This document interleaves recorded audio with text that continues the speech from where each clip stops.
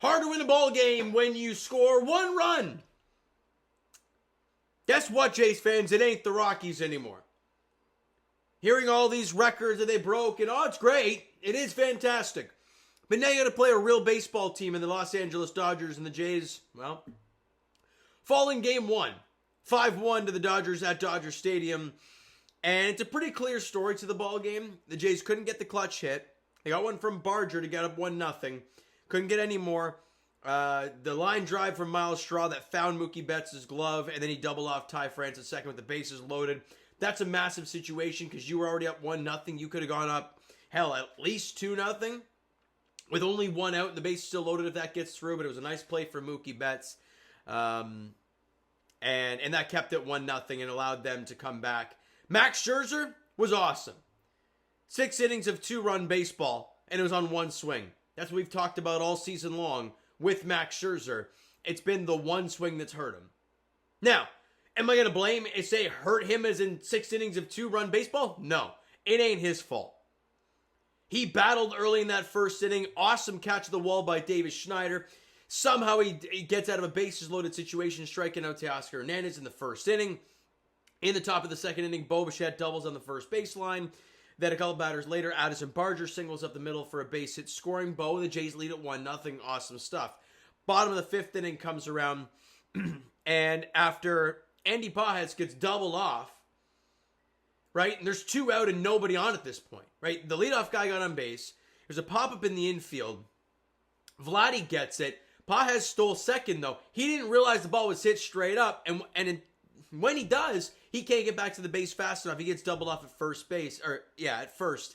And it's 2 out and nobody on. They're like, we're in good shape, top of the lineup, it's where you want it. Well, hang and break them all to Shohei, double. Hang and break them all to Mookie Betts. I understand Mookie Betts has had a tough season for Dodger fans. A 670 OPS. I will always be shit scared when he comes to the plate, regardless of what his numbers have looked like this season. He gets another hang and breaking ball, or hang and slider, whatever it was, from Max Scherzer, and deposits it into the seats for a 2-run shot. Jays trail 2-1. And then the bottom of the 7th inning, my God, the wheels just completely fall off Brendan Little. And I got to talk about this for a second, because it's something that's bothered me for a while, and I've said it in these videos, but now it's come to fruition. How many times on the broadcast do you hear people say how Brendan Little, all this swing and miss, but he's at least in the strike zone? You know what that means? Maybe don't swing if you're the opposition. So Brendan Little comes on and walks the number 9 hitter. Immediately, that's a horrible thing to do with this type of lineup you're about to face. Shohei, it's lefty-lefty. It's Shohei Ohtani. He signals to right field. Guys in the corners, nobody out. Mookie Betts gets out on a force out. Alex Freeland scores, making it 3-1. Not great. But then he walks Freddie Freeman. Again, not being very patient, right? They bring in Louis Varland. He walks Will Smith with the bases loaded. Yeah, it's kind of a tough one. Making it 4-1, strikes out Muncy, but then gets Teoscar to sac fly, scoring Mookie. It's 5-1. It's curtains at that point. Bottom line, Brendan Little comes out of the bullpen and does nothing for you. Allows 1 hit, walks 2, and allows 3 runs. Doesn't get an out.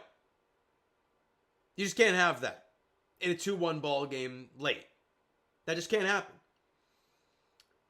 Now, the offense, again, you only scored 1 run, and 7, I think, was it 7? Yeah, 7 of your 10 hits are from your 6 through 8 hitters. And they were all singles. We talk about all the time how damage is the big thing, right? And this Dodger lineup is just ridiculous from top to bottom. Teoscar Hernandez is hitting 6th. What? It's insane. And when you give them opportunities, you miss pitches if you're Max Scherzer or any pitcher for that matter. They will make you pay. Scherzer was doing an awesome job. Awesome job in this ball game. A couple missed pitches to the guys you probably shouldn't miss too. And they make him pay. And excuse me. Oh, I'm trying not to sneeze. Meanwhile, Clayton Kershaw goes 6 innings of 1-run baseball. I will say this, though. As a pure baseball freak, seeing Max Scherzer and Clayton Kershaw on the mound against each other is just cinema. 2 Hall of Famers going at it. 2 3,000 strikeout guys going at it. right near the end of their career. It's so awesome. Sucks the Jays were on the crappy end of it, but as a baseball fan, you love it. Now, offensively, what'd you get stats-wise? Well, Davis Schneider, 1 for 3. Vladdy, 1 for 3 with, I guess he doubled in the 8th inning when you were down 5-1, so fine. Walked once and also struck out twice, both against Clayton Kershaw. Bo went 1 for 4 with that double and scored a run. Kirky 0 for 4. Barger, 2 for 4 with an RBI. Pi France went 2 for 4. And Dalton Varsho, were they no extra base hits? No extra base hits for Dalton Varsho today, but he had 3 hits anyways. 3 for 4 for him. Good. But 10 hits, a lot of which were singles, other than the Bo double down the line and the Vladdy double when, the game was at 5-1. Those are the only extra base hits today. And against a team like the Los Angeles Dodgers, you're not going to win a ball game 1-0. Like, I was watching this one, and when they were up 1-0, even like after Vladdy got the double off of Andy Pajes, I was excited about the doubled up, but I'm like, boy, we're sitting here in the 5th inning, and you are winning 1-0. This ain't going to hold. And obviously it didn't. So 10 hits for the Blue Jays, struck out 7 times, walked once.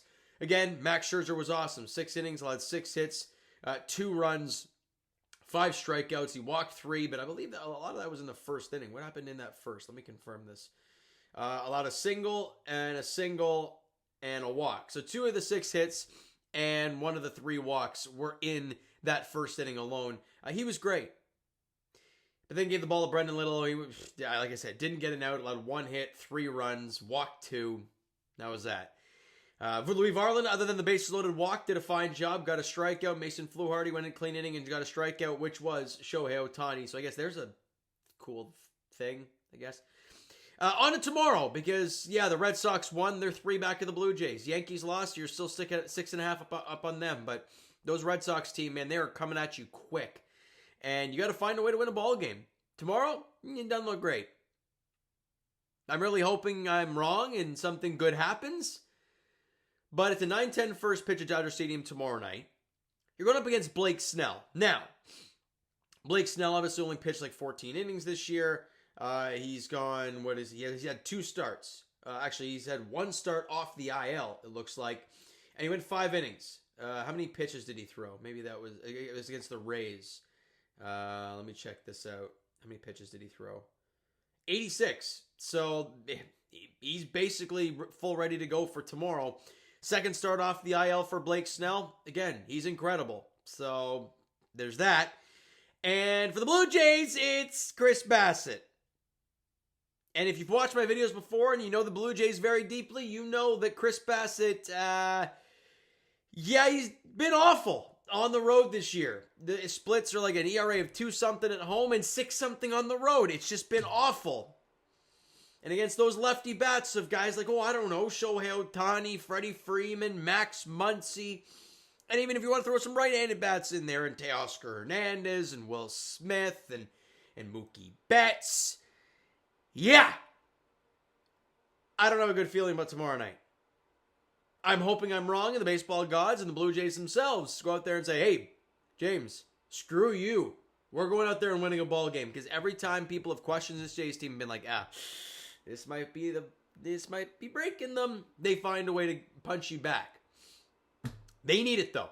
Because, like I said, with the Red Sox breathing down their neck, they got to find a way. And the Red Sox got to face off against Michael King tomorrow. So if you're a Jays fan, you like that, I guess.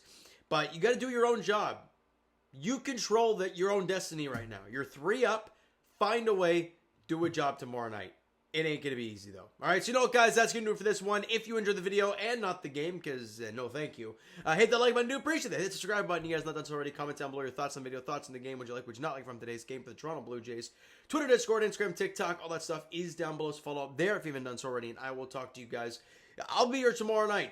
Game 2 of the 3-game series against the Dodgers at Dodger Stadium. Chris Bassitt, Blake Snell is a pitching matchup tomorrow night. 9:10 first pitch there. Thank you so much for listening and watching.